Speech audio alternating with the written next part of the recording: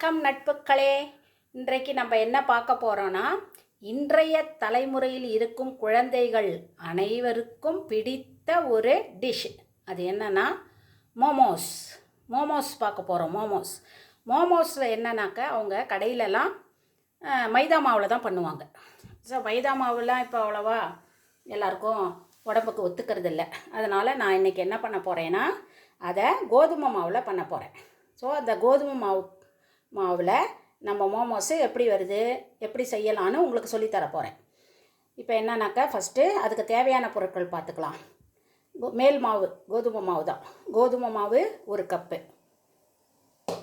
அதுக்கு கொஞ்சம் உப்பு, கொஞ்சம் தண்ணி ஊற்றி இது சப்பாத்தி மாவு மாதிரி பிசைஞ்சு வச்சிடணும். அதை பிசைஞ்சிக்கலாம்.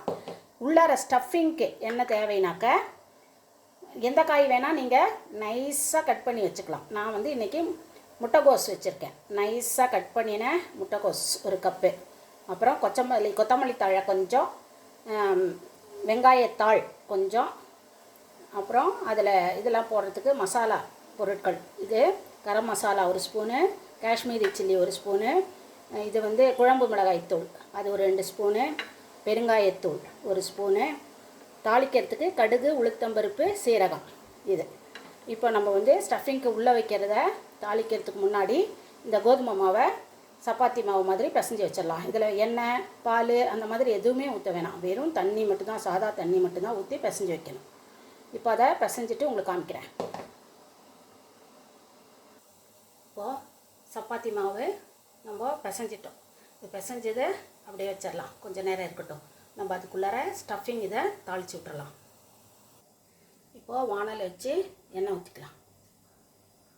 இந்த காய் வதங்குற அளவுக்கு எண்ணெய் ஊற்றிக்கலாம். எண்ணெய் காயட்டும். எண்ணெய் காஞ்சதும் கடுகு, உளுத்தம்பருப்பு, சீரகம் அதை போட்டுக்கலாம்.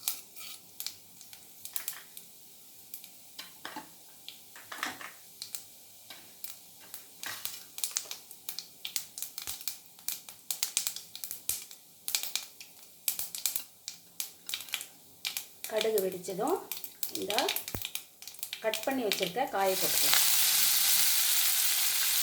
கட் பண்ணி வச்ச காய்,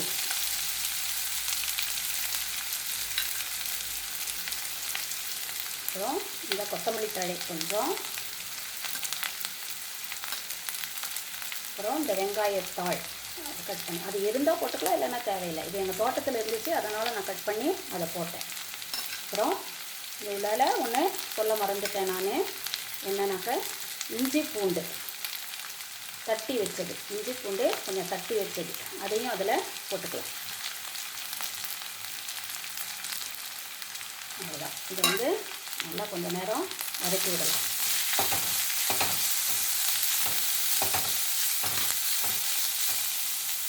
நல்லா வதங்கினதும் garam masala 1 tablespoon, Kashmiri chilli 1 tablespoon, குழம்பு மிளகாய்த்தூள் 2 டேபிள் ஸ்பூன், பெருங்காயத்தூள் 1 சிட்டிகை, தேவையான அளவு உப்பு. இதை போட்டு நல்லா வதக்கிடலாம். இதுக்கு ரொம்ப தண்ணியெல்லாம் ஊற்றக்கூடாது. அப்படியே கொஞ்சம் லேசாக தண்ணி தெளித்த மாதிரி ஊற்றி கொஞ்சம் லேசாக வேகட்டும். அதுக்காக அவ்வளோதான். அதை மூடி வச்சிடலாம். மூடி வச்சு ஒரு 4 நிமிஷம் வேகட்டும். அதுக்குள்ளார நம்ம இதை சப்பாத்தி மாவை தேய்ச்சி எடுத்துக்கலாம்.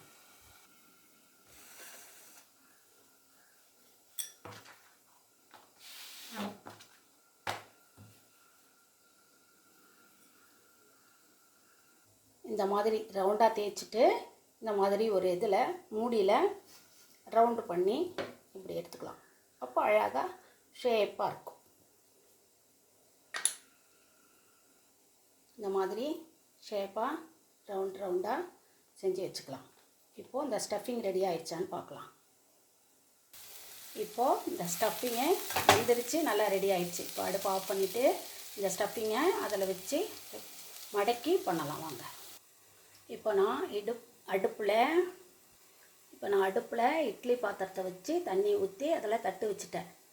இப்போ என்ன பண்ணணும்னா, இந்த மாதிரி நம்ம வச்ச ஸ்டஃபிங் எடுத்து இந்த மாதிரி தேய்ச்சி வச்சுருக்கோம் இல்லையா, அதுக்குள்ளார கொஞ்சமாக இந்த ஸ்டஃபிங் வச்சுட்டு நல்லா இப்படி மடக்கிட்டு ஷேப்புக்கு சும்மா இப்படி மோமோஸில் கொஞ்சம் மடங்கின மாதிரி இருக்கும் இல்லையா, அதனால் நமக்கு என்ன ஷேப் வேணுமோ அந்த மாதிரி இப்படி மடக்கி இந்த மாதிரி மடக்கி இட்லி பாத்திரத்தில் வச்சு வேக வச்சுட்டு உங்களுக்கு காமிக்கிறேன். இப்போது இட்லி பாத்திரத்தில் வச்சாச்சு. மூடி ஒரு 7 மினிட்ஸ் வேக வச்சு பார்க்கலாம். மோமோஸு வெந்துருச்சான்னு பார்ப்போம். 5 நிமிஷம் ஆயிடுச்சு. மோமோஸ் நல்லா வெந்துருச்சு.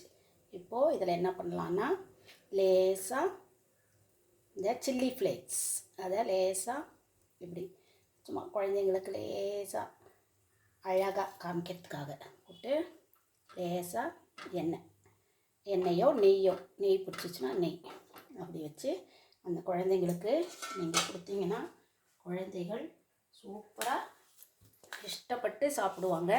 இது கோதுமை மாவுங்கிறதுனால குழந்தைகளுக்கு உடம்புக்கு ஒன்றும் பிரச்சனை இல்லை. மோமோஸ் நீங்களும் இதேபோல் செய்து சாப்பிட்டு உங்கள் கருத்துக்களை தெரிவியுங்கள் மக்களே. நன்றி, வணக்கம்.